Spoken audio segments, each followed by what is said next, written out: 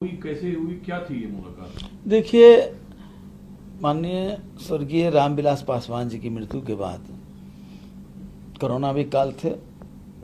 चिराग जी से तो भेंट हुई थी वहाँ पर, लेकिन उनके परिवार से और खास करके उनकी धर्मपत्नी हम लोग की भाभी की तरह रही, उनसे मुलाकात नहीं हो पाई थी। जब मैं दिल्ली आया तो मैंने सोचा कि शिष्टाचार बस उनसे मुलाकात करूं, और एक पुराना हमारा पारिवारिक संबंध रहा है रामविलास जी से, बहुत पुराना, कई दशकों से, और उस रिश्तों के कारण श्रीमती रीना पासवान जी जो उनकी धर्मपत्नी रही, हमारी भाभी तुल रही, उनको भी अपनी संवेदना प्रकट करना था, उनको नमन करना था। इसलिए शिष्टाचारवश मैं वहाँ पर जा करके उनसे मुलाकात किया। कहिए कि श्री चिराग पासवान जी भी, उनका दौरा चल रहा था बिहार में, अकस्मात वो भी पटना से दिल्ली आ गए, तो उस बातचीत में वो भी थे। तो हमने शिष्टाचार बस पारिवारिक बातें हुई, बातें होने के बाद हम लोग वहाँ से चल दिए। लेकिन देखिए, इस रामविलास जी का आप लोगों ने जयंती मनाना शुरू किया।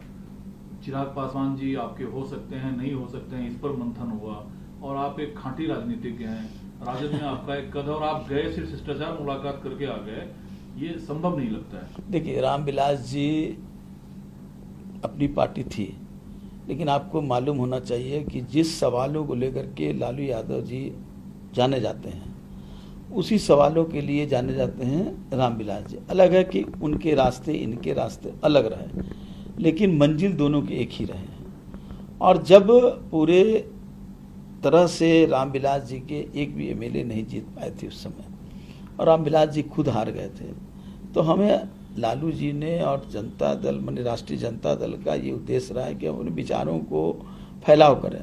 तो राज्यसभा में रामविलास पासवान जी को लाना हम लोगों का एक कर्तव्य बनता था कि वो आए और हमारे विचारों को और ज़्यादा से उसको प्रसारित करें, उन बातों को सदन में उठाने का काम करें। इसलिए राष्ट्रीय जनता दल के कोटे से उनको राज्यसभा में भेजने का काम किया गया।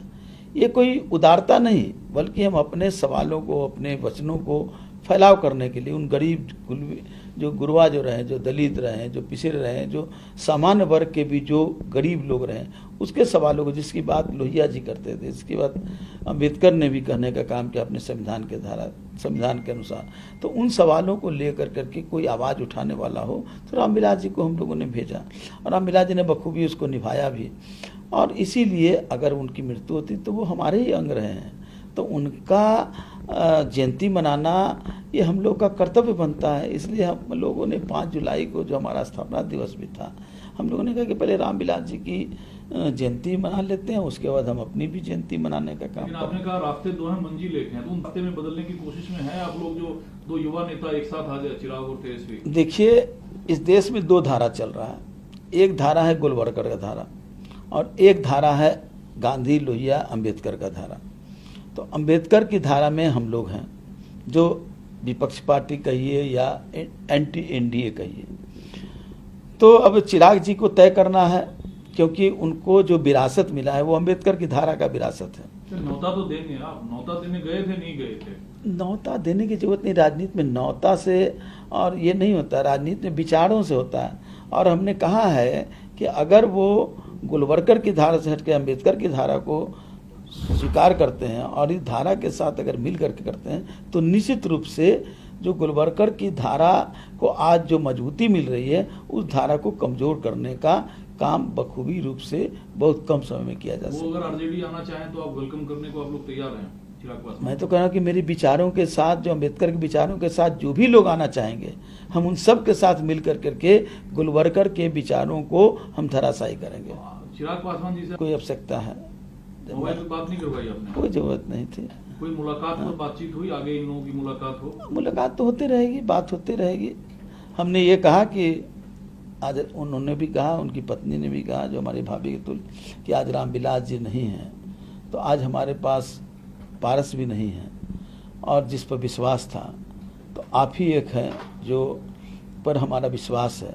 तो हमने कहा कि हम एक गार्जियन के रूप में मैं हरदम आपके साथ हूँ, राजनीतिक फैसला लेना आपका काम है, लेकिन मेरा सलाह देने का काम होगा कि आप गोलवरकर को चुनते हैं या अम्बेडकर को चुनते हैं। रामविलास जी ने अम्बेडकर की धारा को चुना, हमें अपेक्षा होगा कि आप भी अम्बेडकर की धारा को चुनिए और इस लड़ाई में सब मिल करके लड़ना चाहिए, तभी उस धारा को हम परास्त कर लेकिन सकते सर, हैं। मेरा एक बिल्कुल साफ और सपाट सवाल, आप वहाँ राष्ट्रीय जनता दल के दूत बनकर गए थे। नहीं, मैं गया था सिर्फ श्याम रजक बन करके।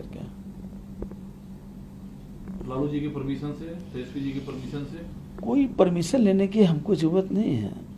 किसी के साथ व्यक्तिगत अगर कोई राजनीतिक समझौता करना हो, राजनीतिक बातें करना हो, तब परमिशन या एक डेलीगेशन की जरूरत पड़ती है। जब हम व्यक्तिगत रिश्तों को रूप में जाते हैं तो उसमें किसी से बात करने की जरूरत नहीं है। तो इतना तो बताइए, सीधे चिराग पासवान पर जब मैं पूछ रहा हूँ कि सीधे चिराग पासवान पर अगर वो आना चाहते हैं तो उनके लिए एक वेलकम ग्राउंड बनाने के लिए तैयार हैं आप लोग? निश्चित, हम सब लोगों को, जो लोग चिराग पासवान ही क्यों, जो लोग अंबेडकर की धारा को आगे बढ़ाना चाहते हैं और उस धारा को मजबूत करना चाहते हैं, उन सब लोगों का स्वागत है। और ये धारा में जब तक सब लोग नहीं आएंगे तब तक गोलवलकर जी की धारा को हम कमजोर नहीं कर सकते हैं। पारस साहब के मुद्दे पर क्या चिराग साहब से आपकी बात हुई? देखिए, बात तो हमारी कोई पॉलिटिकल नहीं है, हमारी सब पारिवारिक बात हुई। पारस जी तो कहिए कि एक रामविलास जी के बाद वो एक अभिभावक तुल्य थे उस परिवार के।